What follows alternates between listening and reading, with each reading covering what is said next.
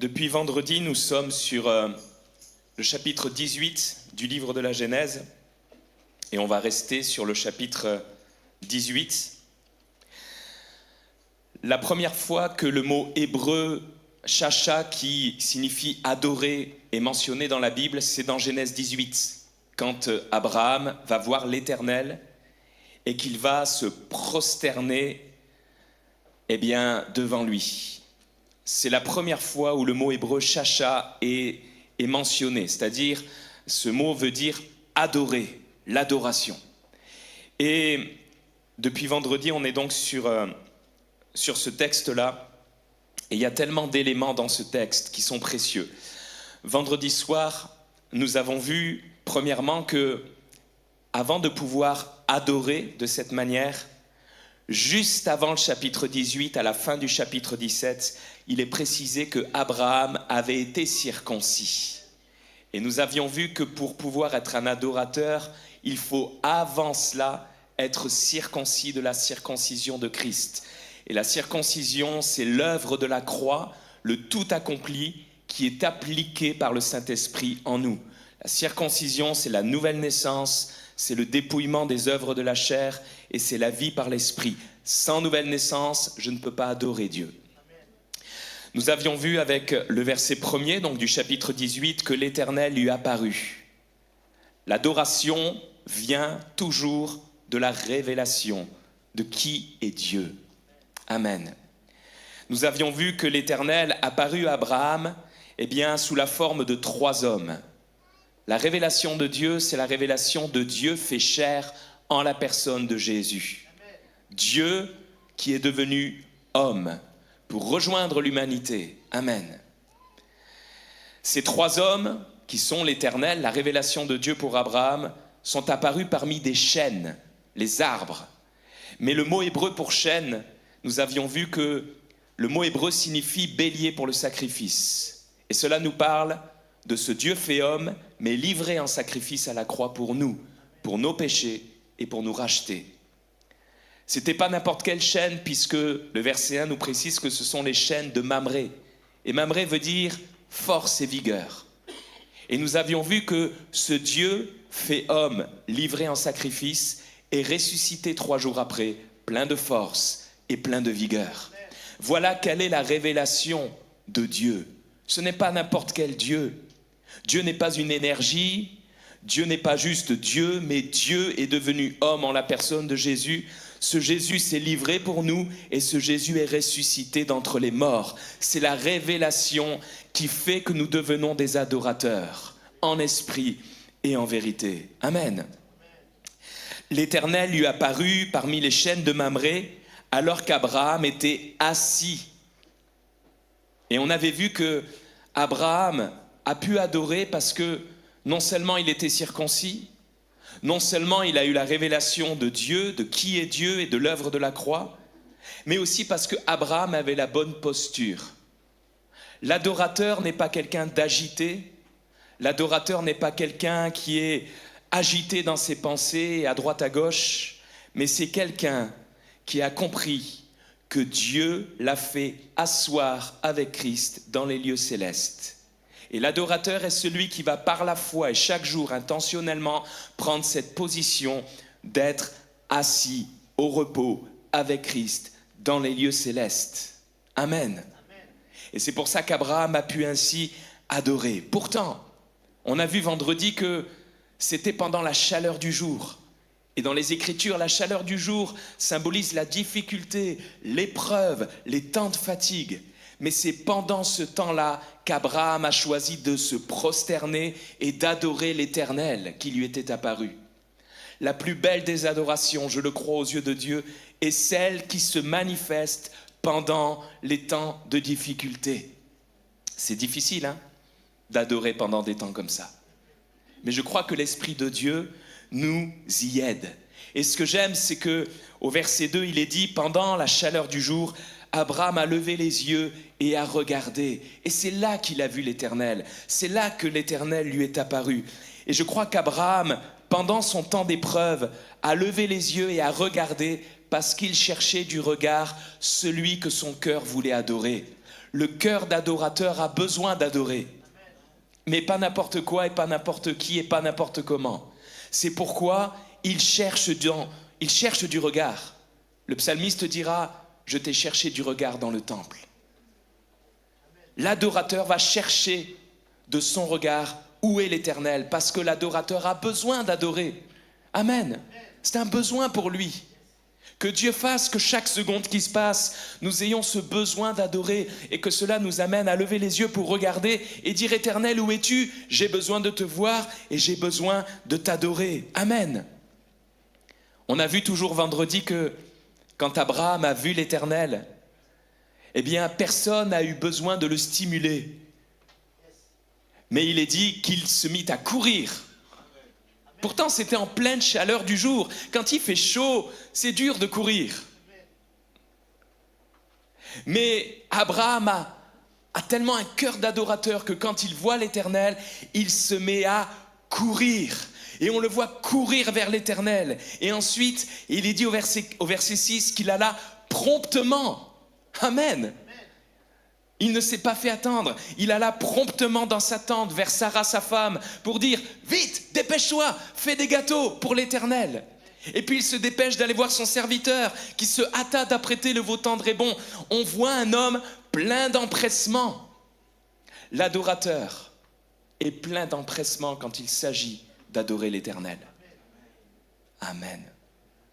Il n'a pas besoin d'être stimulé, il n'a pas besoin d'attendre que les notes musicales remplissent le lieu. Il est déjà prêt, il est déjà debout, prêt à adorer. Il suffit de faire pour que ça y est, il est embrasé, parce que son cœur est déjà là. Il a la révélation de Jésus dans son cœur, il est pétri de cette révélation et il ne suffit que de rien pour l'amener à adorer avec explosion. Alléluia. Que l'Église soit cette adoratrice que le Père recherche. Que nous soyons ces adorateurs que le Père recherche. Amen. Et là, eh bien, je crois qu'au travers de tous ces éléments, nous devons voir que Abraham est un véritable adorateur. Et puis enfin, on avait vu ceci au verset 3. Abraham dit à Dieu, « Seigneur, si j'ai trouvé grâce à tes yeux, ne passe point, je te prie, loin de moi, loin de ton serviteur. » Pourtant, comme on l'avait précisé, Abraham venait d'être circoncis, donc il avait besoin d'une guérison physique. Dans son foyer, c'était pas terrible parce que sa femme Sarah était stérile et elle l'avait poussé à aller coucher avec sa servante Agar. Et Agar a eu un fils, Ismaël. Et à cause de cela, Sarah était frustrée, aigrie, malheureuse. Et elle était tellement jalouse que sa servante ait conçu qu'elle l'a renvoyée de la maison. Et tout ça, ça créait des tensions dans le foyer. Donc, Abraham vivait dans sa maison, dans son foyer, des tensions familiales, des tensions au niveau de son couple. Donc, il avait un besoin au niveau de sa famille, au besoin de son couple, un besoin au niveau moral. Et puis, il y avait la chaleur du jour, il était fatigué. Mais au lieu de dire, « Seigneur, occupe-toi des miens », et c'est légitime et il faut le faire, on l'a compris. Faites connaître à Dieu tous vos besoins. Hein. Mais là, Abraham avait besoin d'adorer. Et quand tu as besoin d'adorer, tu ne dis pas à Dieu, bénis ma famille, bénis mon couple, guéris mon corps malade. L'adoration met de côté tout cela. Parce que dans l'adoration, il n'y a qu'une seule chose, qu'une seule personne qui compte, c'est l'Éternel. Et c'est pourquoi Abraham a dit, il n'a pas parlé de lui, il n'a pas parlé de ses besoins très légitimes que Dieu connaissait et que Dieu a béni par la suite. Parce que Dieu se soucie de nous, mais l'adorateur se soucie de lui. Et c'est pour ça qu'Abraham, au-delà de tous ses besoins légitimes, il va dire « Ne passe pas loin de moi, c'est toi que je veux. C'est toi que je veux. Que tu me guérisses ou non, si tu es là, je suis satisfait. Que tu apaises les tensions dans mon couple, ou non, si tu es là, je suis satisfait.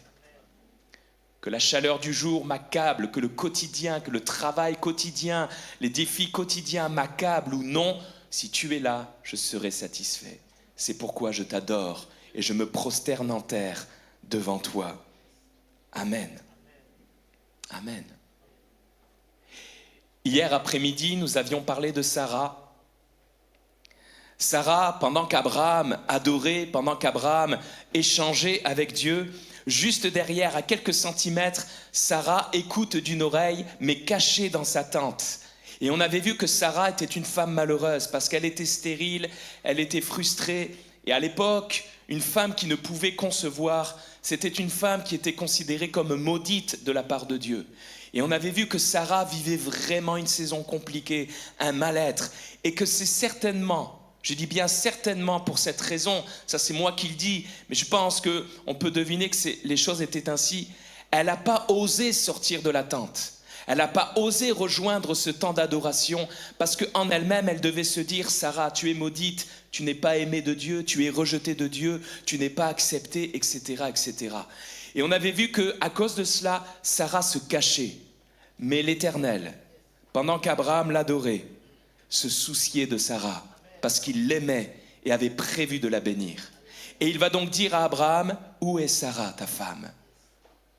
Et on avait vu que Dieu cherchait les Sarah.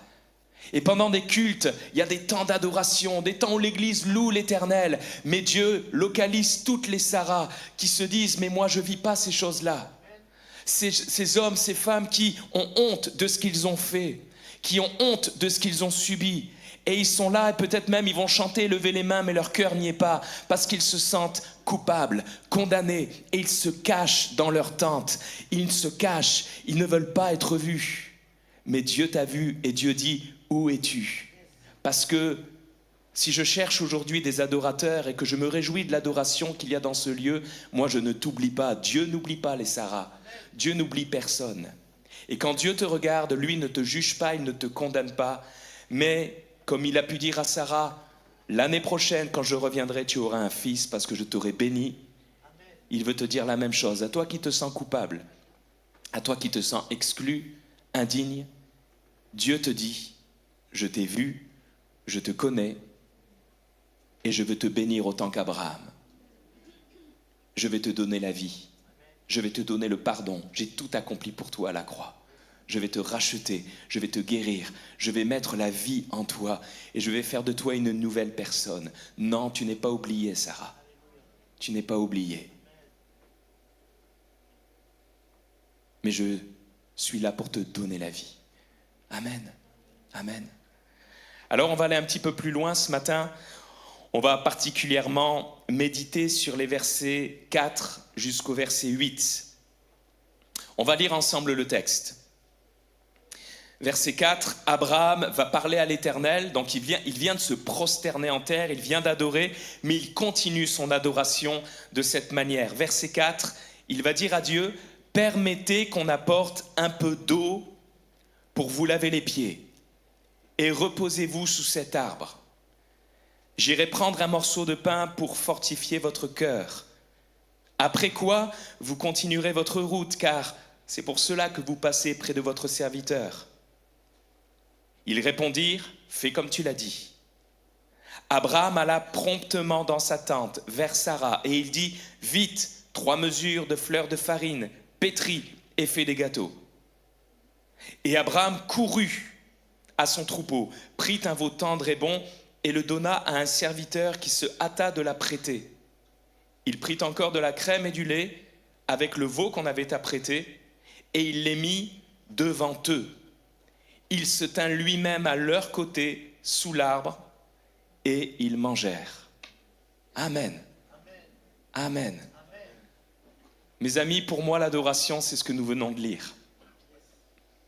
Je crois tout personnellement, ce n'est que mon humble avis, que la véritable adoration, c'est offrir à Dieu le Père tout ce qu'est Christ. Amen. Dieu le Père nous a donné son Fils. Alléluia. Et l'adorateur ne fait que rendre ce qui lui a été donné. Qu'est-ce que ça veut dire offrir Jésus au Père? Ça veut dire vanter tout ce qu'est Christ. Vous savez, quand on dit à papa, Ton Fils est le plus beau des fils de l'homme. Ton Fils est le sauveur des nations. Ton Fils est le libérateur. Ton Fils est l'agneau de Dieu. Ton Fils est le lion de la tribu de Juda. Ton Fils est la porte. Ton Fils est le berger. Ton Fils est le pain de vie. Ton Fils, eh bien, est l'époux que nous attendons. Ton Fils est extraordinaire. Il est le trésor des cieux, crucifié pour nous. Il est ressuscité. Il est assis à ta droite dans la gloire. Quand on vante ainsi Jésus, le Père est satisfait. Parce que c'est son Fils qui le comble. Et quand j'élève Jésus ainsi, quand je rends à Dieu tout ce qu'est Jésus, alors j'adore véritablement. Amen. J'adore véritablement. L'adoration, c'est manger avec Dieu, Jésus-Christ. Comprenez ce que je veux dire? Manger avec Dieu. Abraham a mangé avec Dieu. Et il a mangé tous les mets qu'il a mis devant Dieu. Il a mangé avec Dieu tous les aliments qu'il a présentés et qu'il a mis devant Dieu. Et on va le voir dans un instant, tous ces aliments-là représentent Christ et nos expériences de Christ. Et la véritable adoration, selon moi, c'est partager avec Papa toutes nos expériences de Jésus-Christ.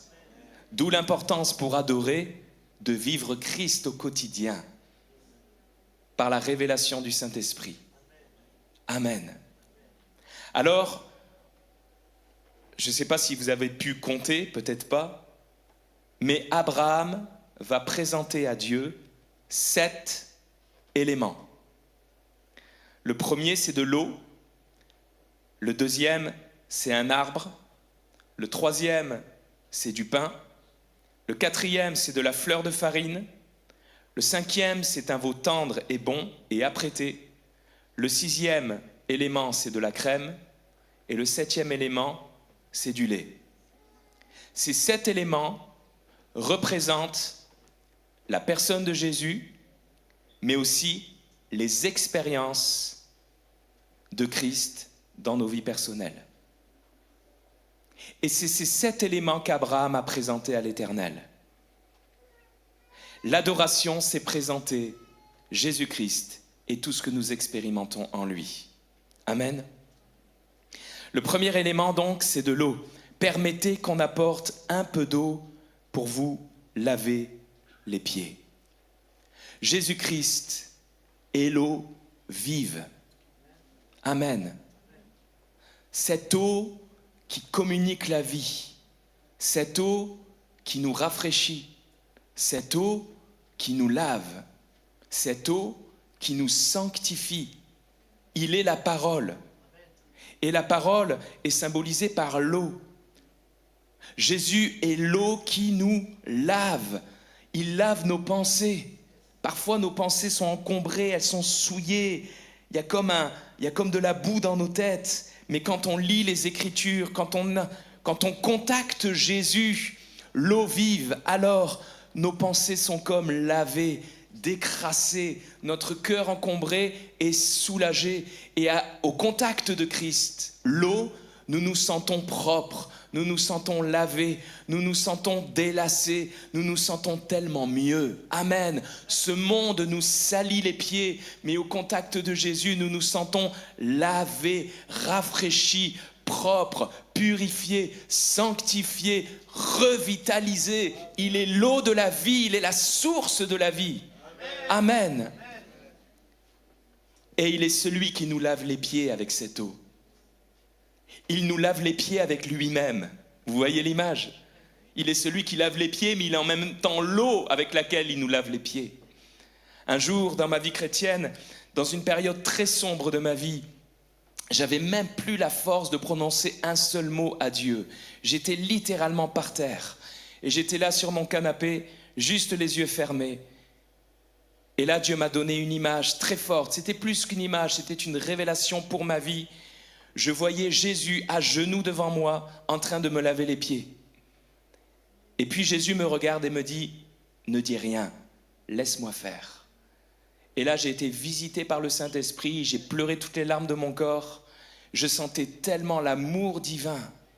Je sentais tellement ce Jésus attentionné et bienveillant qui comprenait que mes circonstances, mes épreuves m'avaient sali les pieds, m'avaient mis par terre. Mais là, il prenait un tendre soin de moi en me lavant lui-même les pieds. Jésus est cette eau vive pour toi ce matin. Mes amis, quand on vit un tel Christ, quand on vit ce Jésus en tant qu'eau qui lave, qui rafraîchit, qui soigne, qui revitalise, alors il y a une adoration qui émane de notre cœur et nous disons à Papa, merci pour Jésus, merci de l'avoir envoyé, il est mon eau vive, il me sanctifie, il me lave, il me rafraîchit, oh il est l'eau de la vie, quand tu fais ça tu adores et quand tu offres un tel Christ à Dieu, tu laves les pieds de Dieu. C'est étonnant qu'Abraham ait dit à Dieu, permettez qu'on vous lave les pieds. Est-ce que Dieu a besoin qu'on lui lave les pieds, franchement? Il est saint, il est pur. Mais vous savez, quand on offre Jésus en tant qu'eau vive, eh bien on lave les pieds de Dieu, c'est-à-dire on le rafraîchit. On le satisfait, on le désaltère. Une telle adoration désaltère le cœur du Père. Mais pour offrir une telle adoration, il faut vivre un tel Christ. L'adoration véritable émane toujours d'une expérience véritable de Christ. Amen. Le deuxième élément, c'est l'arbre. Abraham, toujours au verset 4, dira « Reposez-vous sous cet arbre ». Je ne sais pas pourquoi il a désigné cet arbre, parce que le texte nous dit qu'il y avait plusieurs chênes, plusieurs arbres. Mais là, il dit cet arbre. Et nous le savons, Jésus-Christ est l'arbre, avec un A majuscule, l'arbre de la vie. C'est lui l'arbre de la vie. C'est lui qui porte du fruit à chaque saison et dont le feuillage ne se flétrit point. C'est lui.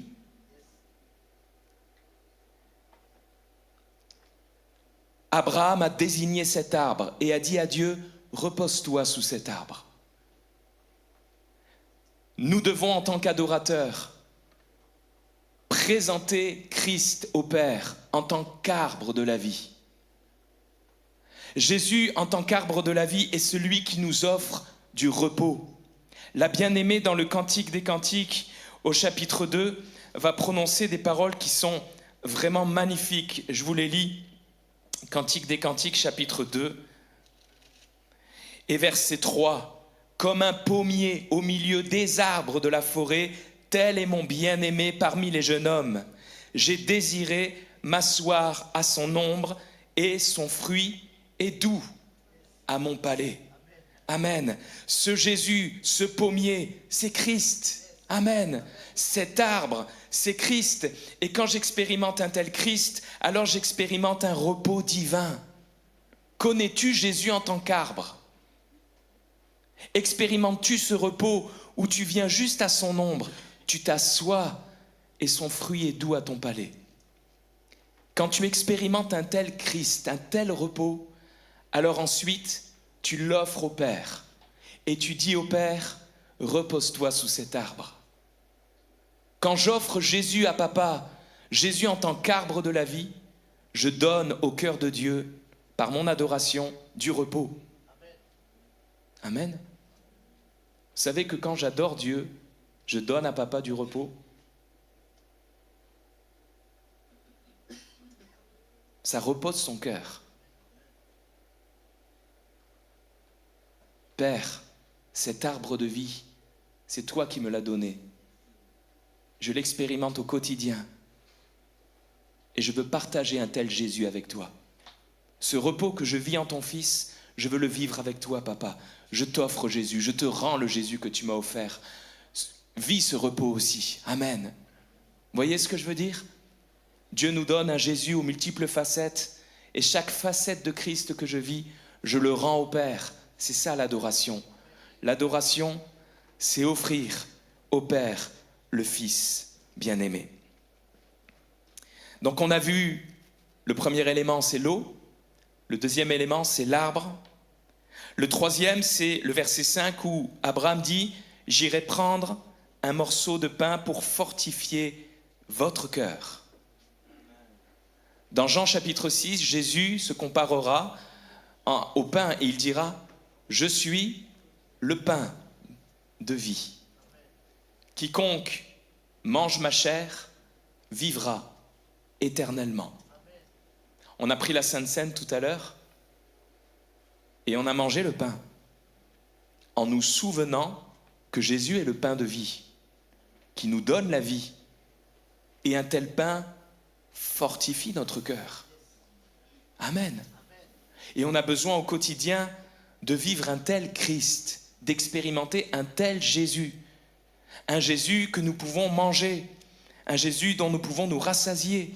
Et quand je mange Christ, quand j'expérimente Jésus en tant que pain de vie, alors mon cœur est fortifié dans la grâce. Mon cœur est affermi dans la grâce. Et quand mon cœur est fortifié par ce pain de vie, alors une adoration jaillit et je rends ce pain au Père. Je partage ce pain avec le Père. Et quand j'offre Christ au Père en tant que pain de vie, le cœur du Père est fortifié. Amen. L'adoration désaltère le cœur de Dieu, repose le cœur de Dieu et fortifie le cœur de Dieu. Amen. On a besoin d'être rempli de Jésus, les amis. On a besoin en tant qu'Église d'expérimenter Jésus. Parce que l'adoration n'est autre que la personne de Jésus que nous rendons au Père. Et c'est pour cela que des fois, on ne trouve pas les mots pour adorer. C'est plus facile de louer. Parce que louer, c'est dire à Dieu, merci d'avoir fait ça et d'avoir fait ça. Mais l'adoration, c'est merci non pour des choses accomplies, mais merci pour une personne, la merveilleuse personne de Jésus. Mais si je n'expérimente pas ce Christ, alors mon adoration aura du mal à s'élever. Mais plus je vis Jésus-Christ, plus je le connais intimement, plus je l'expérimente et plus mon adoration s'exprime. Et mon langage va exprimer les merveilles de Christ.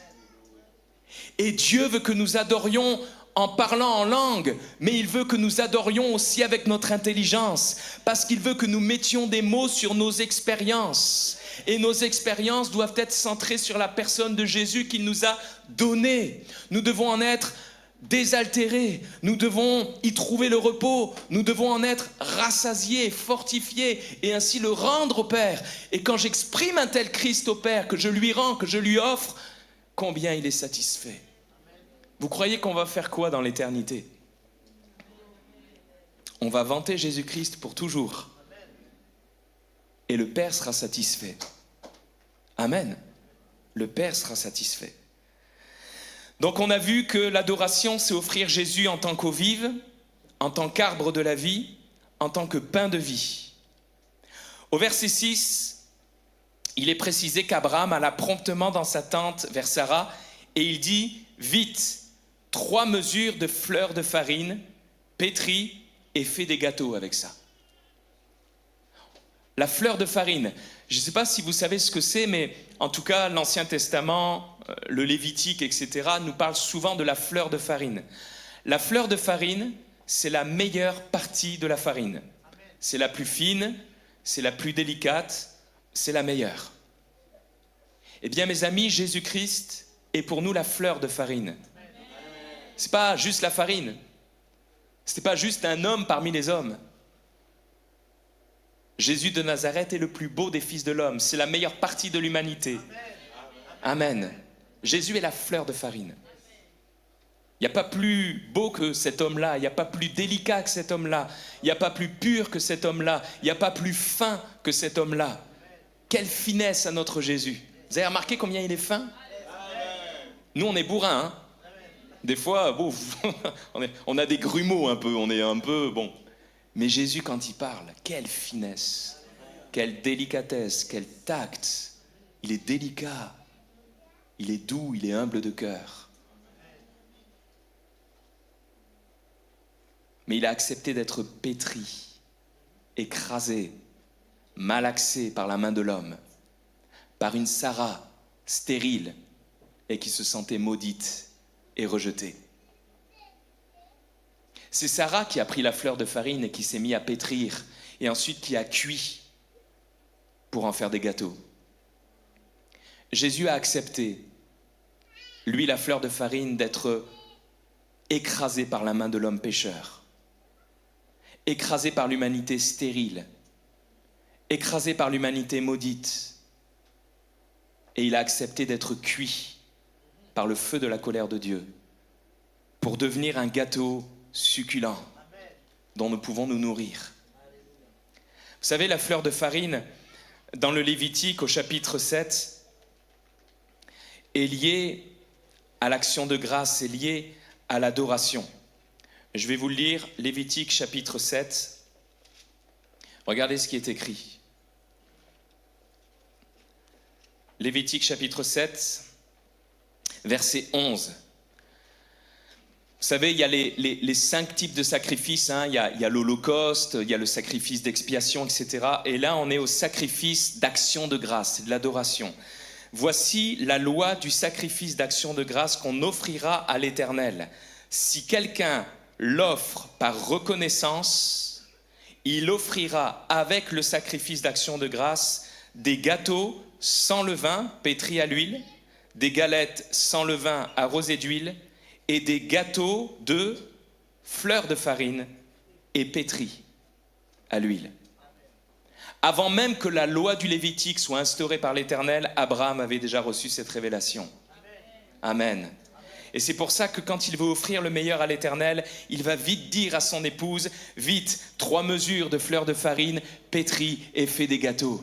Jésus est cette fleur de farine, il est ce Dieu fait homme, l'homme le plus délicat et le plus fin que la terre ait jamais connu. L'homme glorieux, l'homme parfait, l'homme saint, l'homme qui accomplit toute la volonté de Dieu. Et l'homme qui est le meilleur de tous les hommes, cette fleur de farine qui a accepté d'être saisi par la main de ses bourreaux, d'être crucifié sur le bois. Il a été pétri, tellement pétri qu'il a été écrasé dans son corps, son âme et son esprit. Mais il savait qu'il fallait qu'il passe par là. Il fallait qu'il passe par le feu de la colère qui nous revenait pour devenir ce gâteau qui nous rassasierait.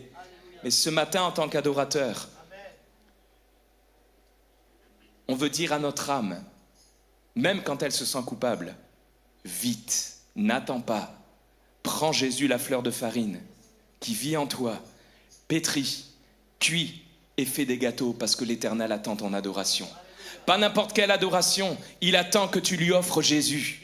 Il attend que tu lui présentes Jésus, fait homme pour toi, crucifié pour toi,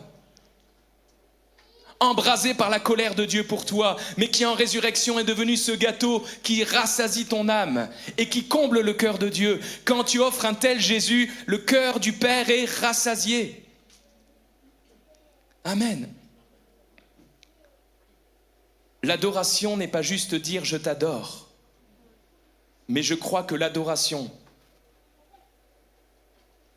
doit s'emparer du langage spirituel que Dieu dépose en nous, un langage qui va exprimer qui est Jésus-Christ. Vous savez, l'accent est mis énormément en ce moment dans l'Église sur la prophétie. J'y crois beaucoup, je crois en la prophétie. Mais je crois que la manière la plus simple et la plus authentique par laquelle se manifeste la prophétie dans l'Église, c'est quand chaque enfant de Dieu adore Dieu avec des mots qui expriment à Dieu qui est Jésus pour lui. Parce que l'esprit de la prophétie, c'est Jésus. Et quand chaque enfant de Dieu fait ça, alors l'esprit de la prophétie est exprimé, révélé.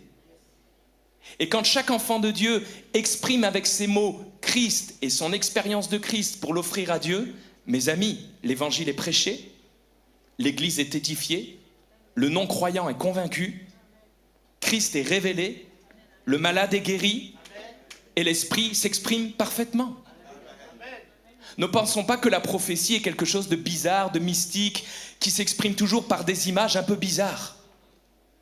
La prophétie, c'est l'expression de Christ quand l'Église adore Dieu, adore en offrant à son tour celui qui lui a été donné.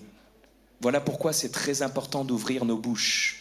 C'est bon d'ouvrir nos bouches tous ensemble en chantant le même chant. Mais tu peux chanter un chant sans l'avoir vécu. Mais je crois que avec le chant que nous chantons tous ensemble, les croyants doivent s'exprimer successivement, ensemble des fois, mais aussi successivement, pour que chacun exprime une expérience de Christ et qu'avec tout ce qui est dit, le Christ complet soit exprimé. Et c'est comme ça que l'Église s'édifie, c'est comme ça qu'elle est rassasiée, c'est comme ça qu'elle est édifiée. Il est triste aujourd'hui que les croyants n'arrivent plus à s'exprimer à voix haute. Il est triste que ce soit uniquement les chants qui soient l'expression de l'adoration. Il y a le chant, mais il y a aussi un moment donné où tu dois exprimer à Papa ce qu'est Jésus pour toi. Parce que ça va combler son cœur, mais quand un peuple adore, des hommes sont bénis.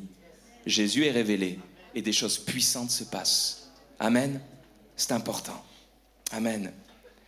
Donc on a vu que Jésus est l'eau, il est l'arbre, il est le pain, il est la fleur de farine. Au verset 7, Abraham courut à son troupeau, prit un veau tendre et bon et le donna à un serviteur qui se hâta de l'apprêter. Vous l'avez compris, ce veau tendre et bon, c'est qui ? C'est Jésus. Amen. Un veau tendre. Vous savez, Jésus sur terre n'était pas un homme dur, mais combien il était tendre. La volonté de Dieu ne trouvait pas en lui un front dur, mais un cœur tendre. Et c'est pour ça que toute la volonté du Père s'est accomplie par cet homme-là, parce que le cœur de Jésus était tendre et bon. Jésus est ce veau tellement bon pour toi et moi. Amen. Mais nous le savons, si dans l'Ancien Testament des veaux étaient offerts en sacrifice, Christ est venu accomplir toutes ces ombres de l'Ancien Testament, de la loi. Il est le veau tendre et bon qui a été apprêté. Apprêter quelque chose, ça veut dire le préparer, le rendre prêt à la consommation. Jésus-Christ est non seulement le veau tendre et bon, mais il a été apprêté. Ça veut dire qu'il a été préparé. Remarquez que Abraham a pris le veau tendre et bon et il l'a confié au serviteur. Et le serviteur a apprêté le veau tendre et bon. Voyez-vous, Jésus-Christ est le veau tendre et bon qui a été entre les mains du Saint-Esprit. Et le Saint-Esprit tantôt le conduisait dans le désert pour être tenté par le diable, et tantôt le conduisait à Nazareth, et tantôt le conduisait à Jérusalem, et tantôt le conduisait à Béthanie, jusqu'en Galilée, jusqu'à Tyr et Sidon, le territoire des païens, et jusqu'à la croix du Calvaire. Parce qu'il fallait que Jésus soit apprêté. Bien sûr, Jésus a toujours été parfait. Jésus-Christ, on pourrait dire, il n'y a rien à rajouter, il est Dieu. Mais pour devenir, pour nous, un salut consommable, il a fallu qu'il soit rendu prêt. Ça veut dire que lui qui est Dieu, il a fallu qu'il devienne un homme.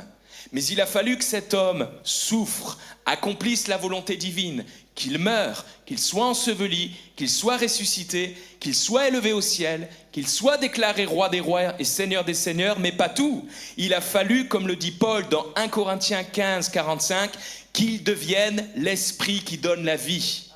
Et une fois que toutes ces étapes ont été franchies, Christ est devenu le salut préparé pour les nations et consommable. Voilà pourquoi, sur toute la surface de la terre, quand un homme ou une femme, un jeune homme ou un vieillard ouvre son cœur, il peut recevoir Jésus, parce que par tout le processus par lequel il est passé, il peut être reçu dans le cœur de l'homme pécheur. Amen. Il a été apprêté. Regardez ce merveilleux verset, Hébreux chapitre 2, verset 10. Il convenait en effet que celui pour qui et par qui sont toutes choses et qui voulait conduire à la gloire beaucoup de fils, éleva à la perfection par les souffrances le prince de leur salut. Jésus, il est parfait, mais quand le texte ici nous dit que Dieu l'a élevé à la perfection, ça veut dire que il l'a fait passer par toutes sortes d'épreuves et d'étapes pour qu'il devienne pour nous un salut préparé et parfait. Et aujourd'hui, Christ est ce salut apprêté, le veau tendre et bon apprêté. Il est ce salut parfait. Tout a été accompli. Il est venu sur terre en tant qu'homme, il a souffert, il a accompli toute la loi à la perfection, il est mort, enseveli, ressuscité, élevé, intronisé, et il est devenu l'esprit de vie. Il ne manque plus rien, tout est fait. Il est le veau tendre et bon qui a été apprêté par l'action du Saint-Esprit. Amen. Quand j'offre au Père un tel Christ, il est satisfait. Parfois, nous pensons qu'adorer Dieu, c'est présenter à Dieu notre vie parfaite. Non, c'est pas ça. L'adoration qui satisfait le cœur de Dieu, c'est quand on présente sa vie parfaite. Quand j'expérimente un tel Jésus en tant que veau tendre et bon et apprêté, et que je le rends au Père, en disant, Papa, ma perfection, c'est Jésus. Ma justice, c'est Jésus. Mon salut, c'est Jésus. Ma sainteté, c'est Jésus. Alors c'est lui que je te présente. Et même si j'arrivais par mes propres forces à vivre une vie tendre, bonne et prête à te rendre gloire, je n'oserais pas t'offrir un tel veau parce qu'il a forcément un défaut corporel. Alors le seul veau que je vais t'offrir, c'est pas moi, c'est ton Fils que tu m'as donné. Parce que c'est là la plus belle des adorations. Adorer Dieu, c'est offrir le meilleur à Dieu. Alors, à part Jésus, qui est le meilleur d'entre nous? Alors offrons Christ. Offrons le veau tendre et bon et apprêté. C'est lui le salut parfait. Offrons au Père l'œuvre de Jésus. Offrons au Père le tout accompli de Jésus. Et si tu te sens pauvre ce matin, si tu te sens nul, si tu te sens indigne, eh bien, si tu as reçu Jésus, tu as entre tes mains la plus belle des adorations et que tu peux offrir à Papa. Alors te prive pas. Et si nous adorons pas parfois, c'est parce que nos yeux sont fixés sur nous, sur ce que nous avons bien fait ou mal fait. Nous faisons donc notre personne le centre des choses. Ça, c'est pas l'adoration. L'adoration, c'est quand Jésus est au centre. Alors même que je me sente fort ou faible, bon ou mauvais, c'est Jésus que j'offre au Père. Et je sais que cette adoration, elle est parfaite. Une telle adoration, c'est mourir à soi-même pour laisser Christ vivre et s'exprimer. Et le Père est satisfait. C'est pour cela qu'il nous l'a donné, car nous étions si pauvres qu'il nous a donné ce qu'il y avait de plus riche, son Fils bien-aimé. Ce n'est pas pour que je le garde pour moi, égoïstement. Ce n'est pas pour que, comme ça, je reste caché dans ma tente. Mais c'est pour que j'offre au Père un tel Jésus et que je le répande autour de moi. Amen. Il reste 2 éléments. Il est dit au verset 8 que Abraham prit encore de la crème. Amen. La crème, c'est la partie la plus grasse du lait. Alors aujourd'hui, pour fabriquer de la crème, c'est par force centrifuge. Là.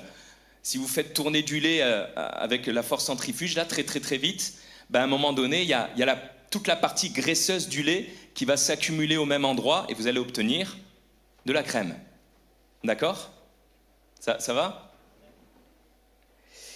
Mais Proverbes chapitre 30, verset 33 nous dit ceci, et ce n'est pas un détail. Proverbes chapitre 30, verset 33, nous lisons « La pression du lait produit la crème. » La pression du lait produit la crème. Si aujourd'hui Christ est cette crème pour nous nourrissante, c'est parce qu'il a subi toutes sortes de pressions. Vous savez qu'un jour, il a été à Gethsémanée, ce jardin, et Gethsémanée veut dire pressoir. Il y a eu une si forte pression dans ce jardin qu'à un moment donné même, des grumeaux de sang perlaient de son front. Jésus savait que pour devenir pour toi et moi cette crème nourrissante et riche, il fallait qu'il subisse toutes ces pressions.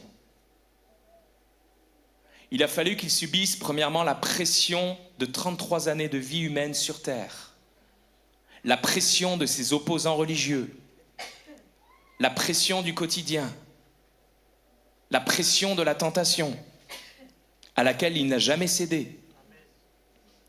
La pression de l'injustice, de la trahison, la pression de Gethsémané, la pression de la croix, la pression de la mort. Il a fallu qu'il passe par toutes ces pressions. Et une fois qu'il est passé par toutes ces pressions-là, alors à un moment donné, du tombeau sort le Christ en tant que crème, c'est-à-dire qu'il ressort avec les meilleures choses qui sont issues de ces pressions-là.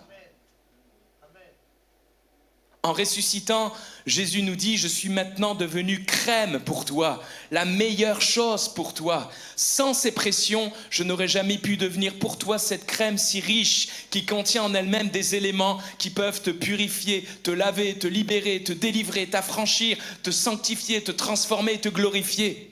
Mais gloire à Jésus, il est passé par toutes sortes de pressions. Et comme on l'a lu dans Proverbe 30-33, la pression du lait produit la crème. Les pressions que Christ a vécues ont produit Christ en tant que crème, qui aujourd'hui nous nourrit largement. Est-ce que tu connais un tel Jésus ? Est-ce que tu t'en rassasies et est-ce que tu l'offres à Dieu ? Amen. Et enfin, nous terminons. Genèse 18 nous dit que Abraham prit donc de la crème et du lait. Du lait. Je voudrais vous lire ce passage que l'apôtre Pierre nous a écrit dans sa première épître, au chapitre 2, verset 1er. Rejetant donc toute malice et toute ruse, la dissimulation, souvenez-vous de Sarah qui se dissimulait derrière sa tente, l'envie et toute médisance, rejetant toutes ces choses, désirez, comme des enfants nouveau-nés, le lait spirituel et pur, afin que par lui, vous croissiez pour le salut. Amen. Jésus est ce lait qui nous fait grandir aujourd'hui. Vous savez, Jésus, on l'a vu, je l'ai répété plusieurs fois, est passé par toutes sortes d'étapes, l'incarnation, la mort, la résurrection, la glorification. Mais aujourd'hui, Jésus-Christ, qui est devenu l'esprit de vie, il est venu vivre à l'intérieur de nous. Il est ce lait que nous avons pu boire. Quand vous buvez du lait, le lait, il va où ? Il est en vous ensuite. Quand vous donnez du lait à un bébé, le lait vient en lui et toutes les propriétés qu'il contient, le lait, il le transmet à l'enfant et l'enfant grandit. Qu'est-ce qui se passe aujourd'hui ? Jésus vit en nous. Et quand nous expérimentons Jésus, quand j'aspire, quand je désire ce lait, quand je désire Jésus, ce Jésus qui est Dieu fait homme, crucifié, ressuscité, élevé, glorifié et qui est devenu l'esprit de vie qui habite en moi, quand je me nourris d'un tel Christ, quand je l'expérimente, alors je bois le lait et ce lait me donne de croître, de grandir. C'est Jésus qui te fait grandir et qui me fait grandir. On pense souvent que la vie chrétienne, c'est « je dois plus faire ça et je dois faire ça ». Et que si on arrive à faire ce qu'il faut faire et qu'on arrive à ne plus faire ce qu'il ne faut plus faire, alors nous grandissons. Faux et archi-faux. L'évangile aujourd'hui consiste à manger Jésus-Christ. Et quand tu manges Christ, alors sa vie en toi te transforme, te change et te donne de progresser surnaturellement jusqu'à être semblable à lui. On devient ce qu'on mange, les amis. Alors est-ce que Jésus est juste un modèle que tu essayes de suivre par tes propres forces ou est-ce qu'il est ton expérience quotidienne ? S'il est ton expérience quotidienne, il sera cette eau qui te lave, qui te rafraîchit. Il sera cet arbre qui t'apporte le repos dont tu as besoin. Il sera ce pain qui fortifiera ton cœur. Il sera cette fleur de farine qui te donnera de vivre sa délicatesse, sa finesse et sa perfection. Il sera le veau tendre et bon qui te remplira des réalités de son œuvre à la croix. Il sera cette crème qui t'apportera les richesses de sa résurrection. Il sera ce lait qui te fera croître et grandir. Et alors que tu vivras un tel Jésus-Christ, tu présenteras toutes ces facettes de Christ à ton Père. Voilà ce qu'est l'adoration. Alors si je veux adorer, je dois chercher à expérimenter Jésus. Parce que l'adoration, je le répète, c'est offrir Christ. Et c'est pour ça que j'aime, le verset 8, je termine. Il est dit, il les mit devant eux. Il prit toutes ces choses et il les mit devant l'Éternel. C'est présenter Christ à Dieu. C'est présenter Jésus au Père. Il se tint, lisez avec moi à la fin du verset 8, Abraham se tint lui-même à leur côté sous l'arbre et ils mangèrent. C'est ça la vie chrétienne. Il s'agit de manger Christ avec papa. C'est ça.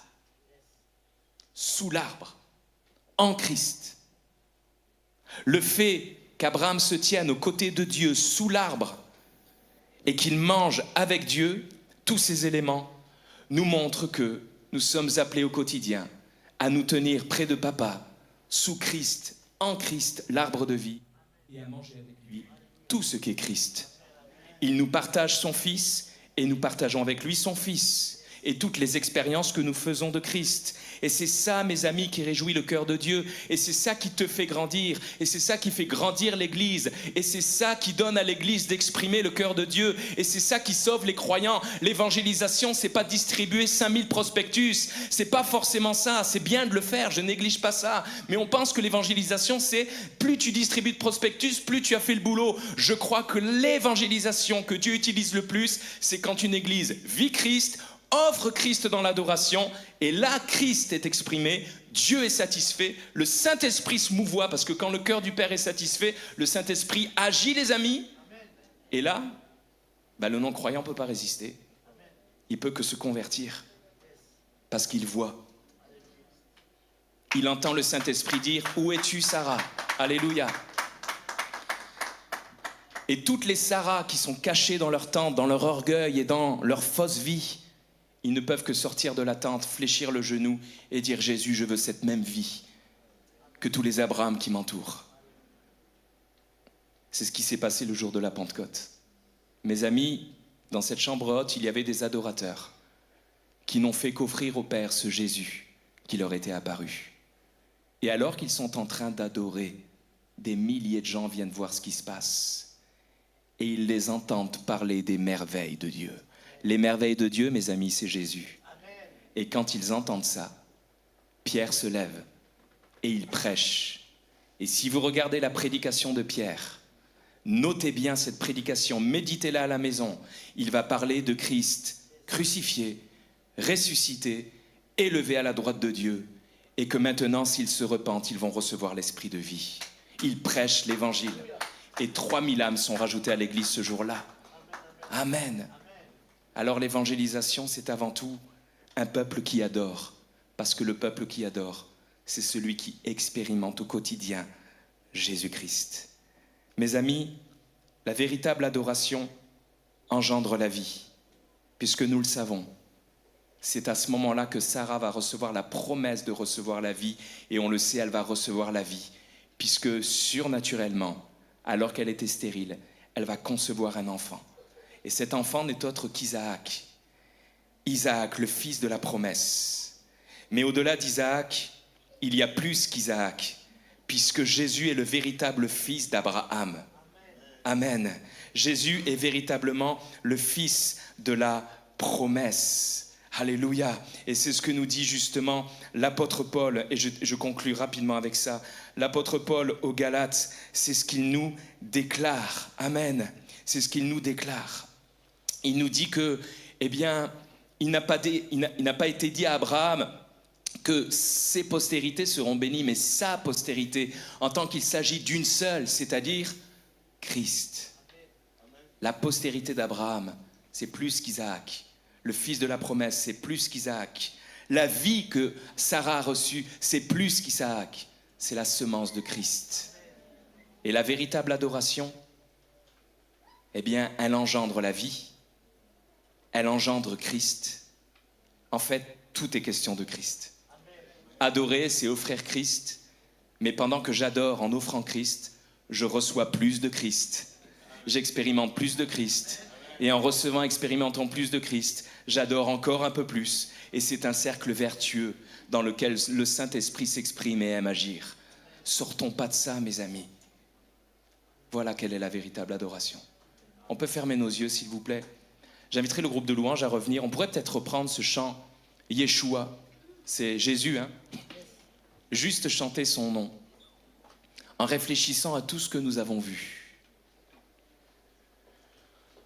Et alors que nous adorons le nom de Yeshua, alors que nous adorons son nom, le nom de Jésus, eh bien on repense à toutes ces choses. Et peut-être que dès ce matin, on puisse dire, Seigneur Jésus, j'avais entendu parler de toi, mais maintenant je veux t'expérimenter. Papa, tu m'as donné Jésus, je sais qu'il m'a pardonné, qu'il m'a sauvé, mais est-ce que je le connais vraiment? Est-ce que je l'expérimente au quotidien? Oh Jésus, je veux te connaître ce matin. Je veux pas juste que tu sois un festin devant moi sur cette table de la grâce. Je veux que ce festin soit en moi. Je veux que ce festin agisse dans tout mon être, dans mon corps, dans mon âme et dans mon esprit. Et tous les jours, je veux me nourrir de toi. Je veux t'expérimenter. Être pétri de toi, être imprégné de toi, Jésus. Que tu croisses et que je diminue. Et que lorsque je m'adresse au Père, que mon langage, que mes mots expriment un tel Jésus. Pas un Jésus doctrinal, mais un Jésus vécu, un Jésus expérimenté, un Jésus dont je suis imprégné. Chantons ensemble Yeshua, on peut se lever à notre place. Et je te le répète, si tu te sens indigne, si tu te sens pauvre, le Père t'a donné Jésus. Alors adore Dieu avec Jésus. Adore Dieu en offrant Jésus. Et alors que tu vas adorer ainsi, l'Esprit de Jésus-Christ va te renouveler, va t'enrichir, va te nourrir, va te guérir. Loue Dieu avec ce qu'il t'a donné. Loue Dieu avec ce qu'il t'a offert. Il a mis dans tes mains Jésus-Christ. Élève le nom de Yeshua. Élève-le au nom de Jésus. Alléluia. Élève le nom de Jésus. Oh Yeshua. Yeshua.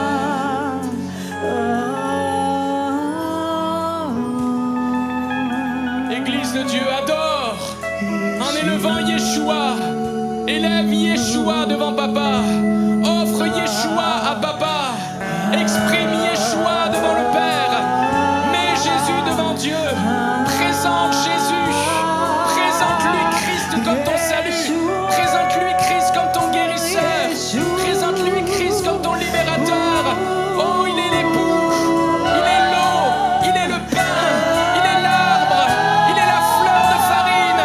Il est le veau tampon et apprêté. Il est la crème. Il est le lait. Il est absolument tout. Il est tout. Il est tout.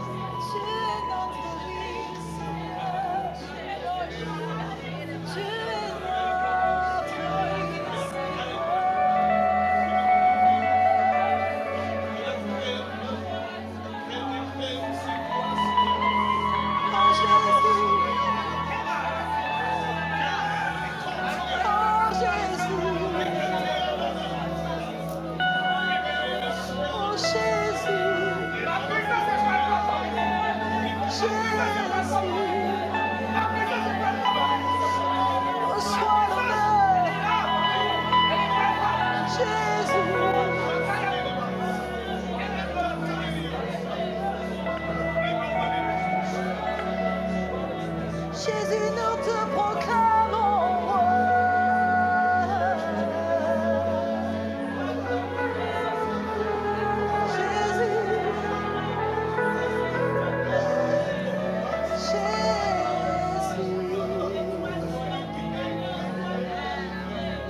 Seulement le nom de Jésus.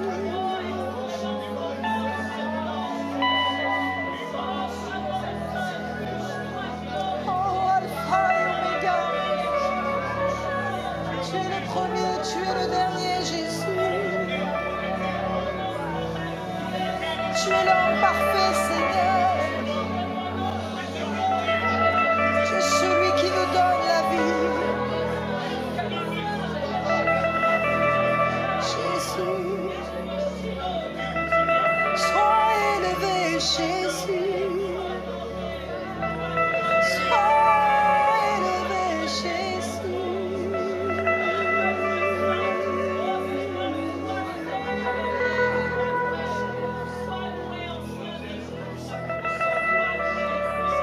Sois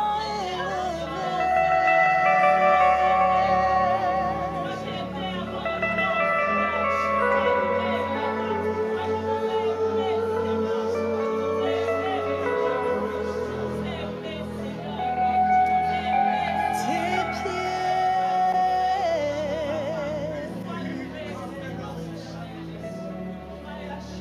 à tes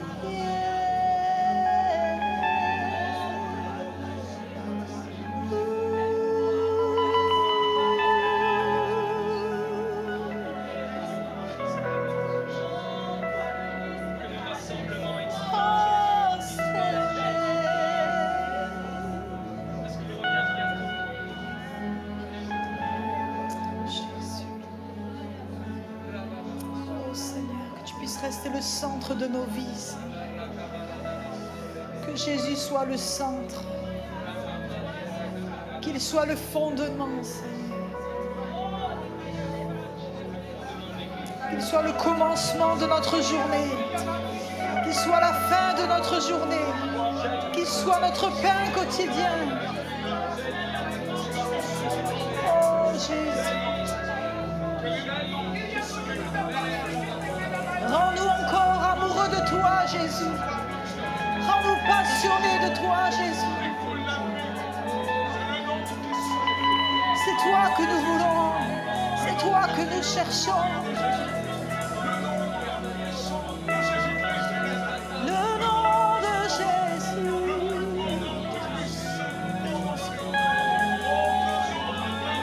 Ton nom, Seigneur.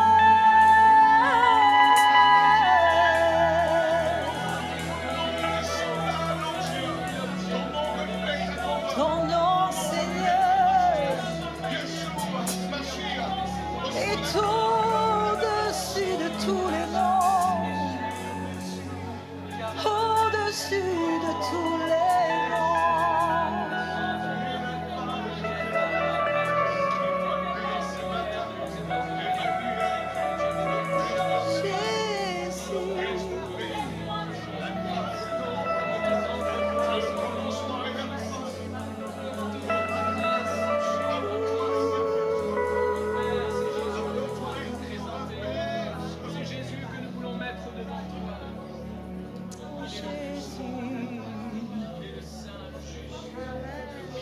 Oh Jésus, oh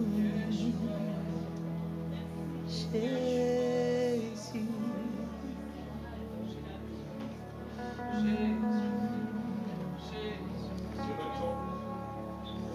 Il serait temps que tu ouvres ton cœur et que tu le laisses entrer dans ton cœur maintenant.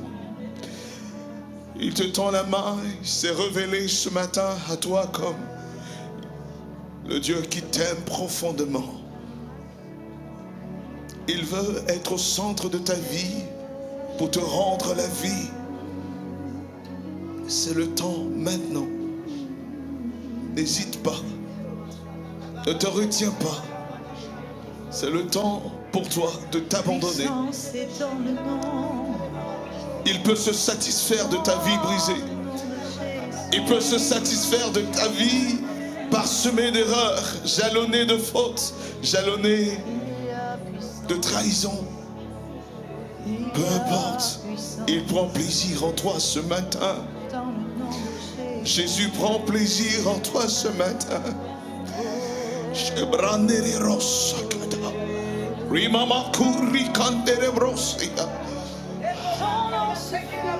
Les caïneros, si à la main de les bosses. Je vous visite ce matin, mes enfants. Je vous visite ce matin. Dites-moi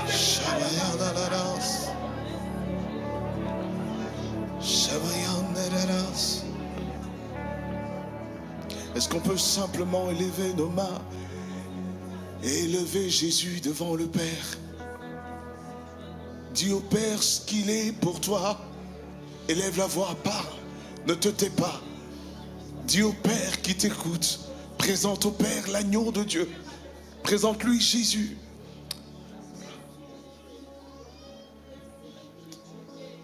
Dieu, pour nous le pain de vie.